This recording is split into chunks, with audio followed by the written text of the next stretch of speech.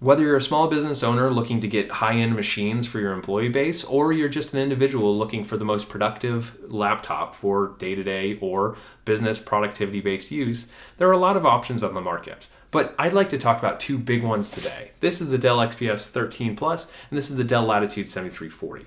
Both incredibly impressive machines for both different reasons. I'm going to dive into each of them today and compare what's best for you. So let's talk about it. This is an OISO, and this is Beauty in the Business.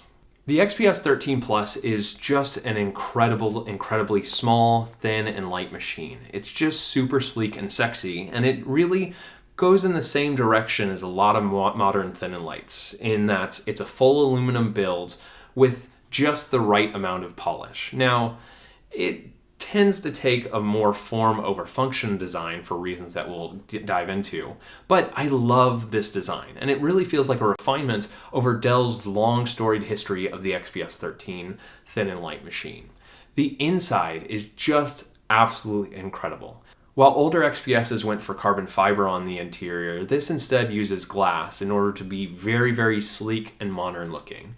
The entire handrest is one seamless, sleek piece of glass, which just looks so much more modern than most other devices. The aesthetic here just makes it look like a laptop from the future. On the flip side, the Latitude looks a little bit more in line with what you'd expect a business laptop to look. It's substantially less thin and a little bit more of a footprint, but it's still very impressively designed, and the reason is while it might look initially plastic to you, this is actually magnesium, which is substantially lighter than aluminum, which means that this is actually substantially lighter than the XPS 13 Plus, which is pretty impressive. Now, despite that, there's still reasons why this design feels a little bit less premium and sleek than the XPS. Panel gaps seem to be larger, the entire bottom panel looks to be a little bit more plasticky, but it is a little bit more upgradable because of that reason. The interior of the machine is a little bit more what you'd expect. It's not nearly as modern looking, with a pretty traditional kind of speaker layout on the sides, central trackpad, and then plastic side bezels, which is a little bit of a bummer for me. But it's still an impressive machine in design-wise, especially with how light it is. The XPS 13's thinness unfortunately bites it when it comes to connectivity. Unfortunately, there is only a single USB-C Thunderbolt 4 port on one side and a single Thunderbolt 4 port on the other side. There is no headphone jack, there's no SD card reader, there's no USB-A port, there's no Ethernet jack.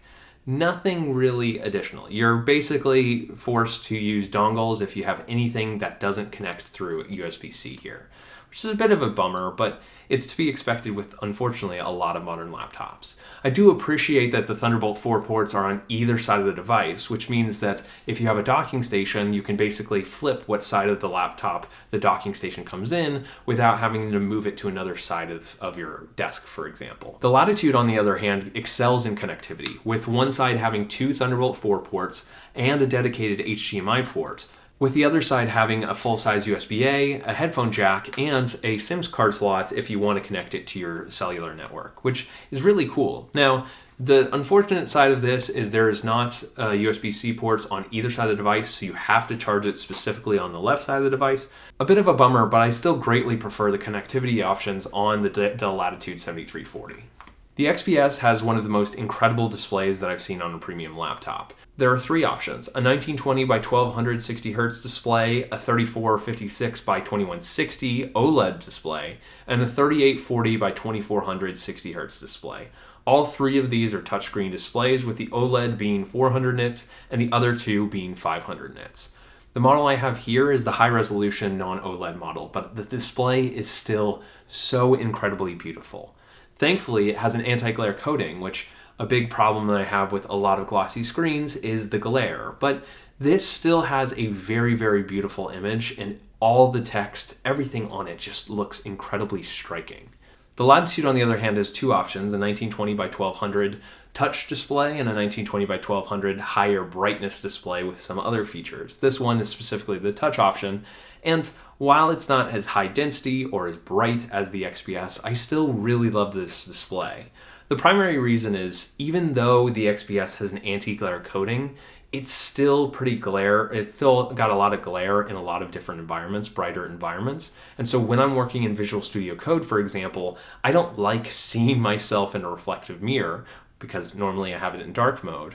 Instead, I prefer having a matte display that doesn't have that reflectivity. And that's why I substantially prefer coding on the Dell Latitude 7340 Ultralight. Speaking of coding, let's get to one of my biggest frustrations with the Dell XPS 9320. I love the design of this keyboard, the visual design of this keyboard. It's such a throwback. It almost feels retro with how it calls back to the design of keyboards before Apple basically popularized the islanded design that we now have on just basically every laptop on the market.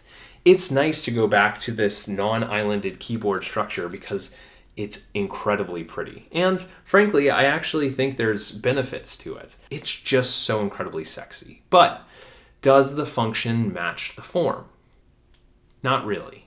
I do enjoy typing on this keyboard. There is a decent amount of travel, and so it's relatively comfortable to type on, but I have two big problems with it. The first is there is no dedicated function row as far as keys go. Instead, kind of similar to the touch bar, kind of not, you have LEDs and a touch surface, capacitive touch surface, at the top of the keyboard that lights up to determine what you want to use.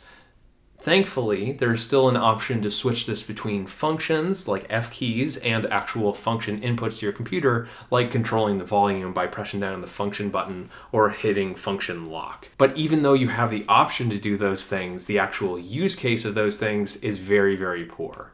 There's no sort of vibration motor or any physical feedback that occurs when you press one of those buttons. So if, like me, you are a touch typist that likes to use the F2 key in Excel or the F5 key in a browser or anything like that, you're unfortunately going to have no physical feedback to confirm, yes, you in fact pressed that button. Instead, you'll just have to look at visual feedback on screen.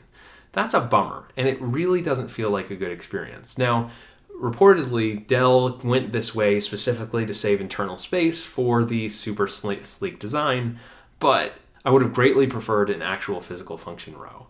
Unlike the touch bar, which is now dead despite being in Macs for a couple of years, this doesn't have any sort of versatility or programmatic capabilities within certain applications. So there's no sort of scrub wheel in Premiere Pro, for example, like there was on the touch bar. I don't really care about. Really, I'm fine with having a physical keyboard. And so this feels like a poorer experience. The other big problem that I have with the keyboard actually isn't specifically with the keyboard, instead being with the trackpad. I love the design of this like one glass panel for the entire trackpad and handrest.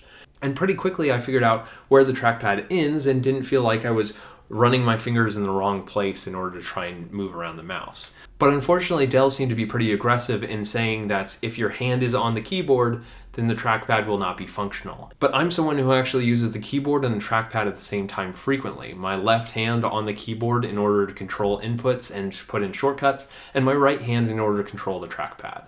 If you happen to be a gamer by any chance, and you're not one that requires an external mouse, the trackpad and keyboard cannot easily be used on the same time, say at the same time, if your hand's going to naturally rest on the handrest, at least if you got as big of hands as I do. That's a bummer, and it's very, very frustrating. I wish I could somehow modify the settings in order to take off that sensitivity or not overlap my hand with the trackpad, but it's just the experience of using this device. On the flip side, the Dell Latitude has an incredibly capable keyboard. Perfect layout with no sort of weird touch bar across the top. It's got great travel on all the keys. It's very comfortable to type on. Now, granted, I've preferred XPS keyboards with a little bit more travel in the past. This one is a little bit more shallow, but it's still such a pleasure to type on, to the point where often I find myself with this on my desk typing on it rather than my dedicated keyboard. I just love it so much. The trackpad is good. It's actually really good. In a history of business laptops having terrible trackpads, often with the old kind of two-button design, this one instead opts for a incredibly modern glass trackpad that's relatively large for its size, and it's very smooth and easy to use. It's very comfortable, and I felt that Dell hit a good medium of functionality and form here. As far as performance goes, both these models can have up to a Core i7 13th generation processor. And unfortunately, the XPS is the only one that comes with up to 32 gigs of RAM, whereas the Latitude can only cap out at 16 gigs of RAM. So if you have any sort of reason to need more RAM, then you might have to go with the XPS. Personally, going with the 16 gigs on the Latitude has been perfectly fine with me. I've been able to edit videos or build relatively complex programs with it without any issues. Now, the differences don't quite end there. There are substantial benefits to getting a premium business-focused machine like the Dell Latitude 7340. There's a lot of more privacy-focused features and such like that, which I talked a little bit more in my Latitude 7340 review, which you should check out here. But in terms of overall experience, personally, I actually really prefer the Dell Latitude 7340. Yes, the XPS 13 is an incredibly impressive and sleek device. It just doesn't seem like the right solution quite for me. There's still things that I still miss from it, like a full-sized USB-A port or an HDMI port. I still don't love the keyboard and trackpad experience, but that display is just so gorgeous. If I was a little bit more focused on video and photo editing and I wanted more visual feedback, then the XPS's display is probably the better solution. But since so much of my time is spent coding and building software, the Dell Latitude 7340 is just a lot better fit for me. I just think this machine does so much so well. And while it is pricey, I do really appreciate all of the premium features that come from a high-end Latitude laptop and all of the support that comes along with a business-focused machine. The XPS 13 might be better for you if you personally have a little bit more visual of a workflow rather than a little bit more software or development-focused workflow like the Dell Latitude, but both of these machines will be incredibly capable. The Latitude tends to come in with a little bit higher prices at the same specs, which is pretty traditional for a business machine, but you get what you pay for. Thank you for watching So I hope you like this comparison of the Dell Latitude 7340 and the XPS 13 Plus. Both of these are super cool devices, and I can't wait to see them more and try them out more. Be sure to get subscribed to the channel if you want to see a full review of the Dell XPS 13 Plus, which will be coming out soon, and check out my Dell Latitude full review and more videos on Dell products, which I'll leave down in the description. Thanks for watching, and I'll catch you next one. See ya.